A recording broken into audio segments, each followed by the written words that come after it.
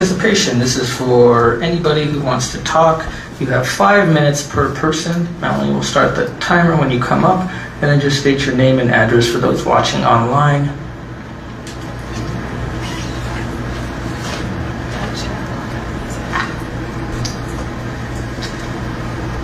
I'm back. Is this on? Is it on? It is. Douglas Golding, 1316 Lincoln Avenue.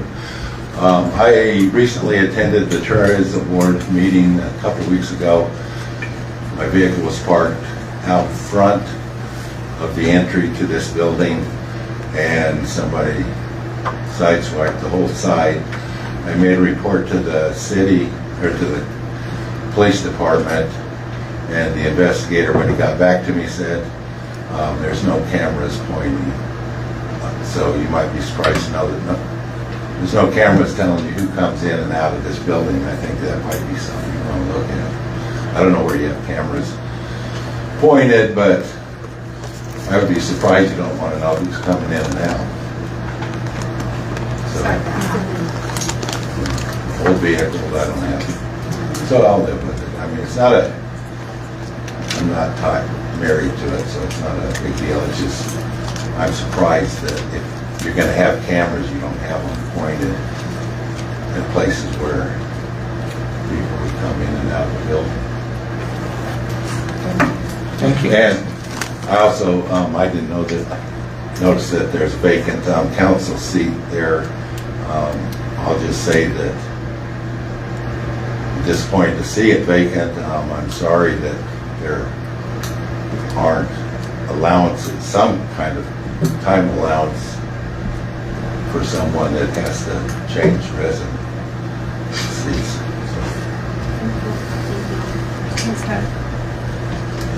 Real quick, the library one doesn't come over here, Michael, do you know, that camera? Because I know we spent money on the one at the library and then the one on top of the old, it's hospice now, one core building, yeah. I thought those were like some really... Cameras have been ordered. Oh, that's not what I was asking. Yeah, but I don't think the camera goes here. Okay. The other way.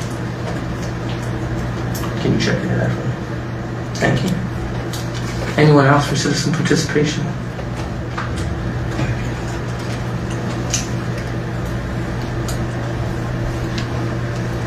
I know I'm on the agenda later, but I wanted to introduce some guests that we have. I thought it would be nicer if I introduced them and then they could talk for a few minutes. But this is Tracy and Matthew with DOLA, Department of Local Affairs, representing our Main Street. They're here for our annual visit tomorrow, and they heard that there was a council meeting and they wanted to come and say hi. So, Welcome. Thank you for having us. So Tracy Stoffel, Denver, Colorado, not a citizen, but like to come down here as often as my work or personal life will let me.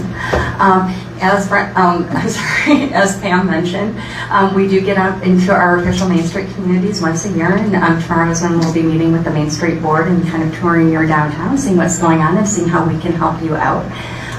We are non-regulatory, Department of Local Affairs. We are just here to support your community and making your downtown what you envision it to be. And as Pam mentioned, we just wanted to take the opportunity when she found out that we were spending the night tonight. She was like, oh, well, you have council tonight. I was like, can we drop in and just say hi and just let you know that you are supported by the state of Colorado? And she said yes. And so, Tracy, my colleague Matt, we also have Gail Langley, who is our statewide coordinator, and Larry Lucas, an architect who is available for support for your community with any of the questions you might have about your built environment, your businesses and need support in your downtown area. That's what we're here for, is just to help you out. And thank you for this time. Thank you, guys.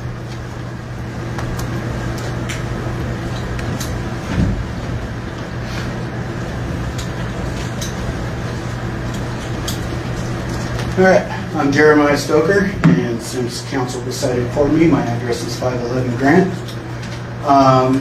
For people that didn't know, yes, my seat was vacated due to, after I submitted a petition to run for a new ward, even though it's common practice in state and federal elections for people to run for other districts prime example, Lauren Bogert running for Congressional District 4 while she was still representing and residing in Congressional District 3. But that's a moot point, but one of the things I do want to bring up about that is a little disappointed we don't have an agenda item for filling that vacancy.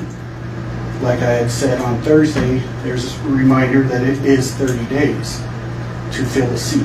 And so the fact that we haven't started already, you know, because the council already violated the charter once with a vacancy, that seat in particular. The seat was vacated in July, never filled. It was filled by election in November, which is beyond 30 days.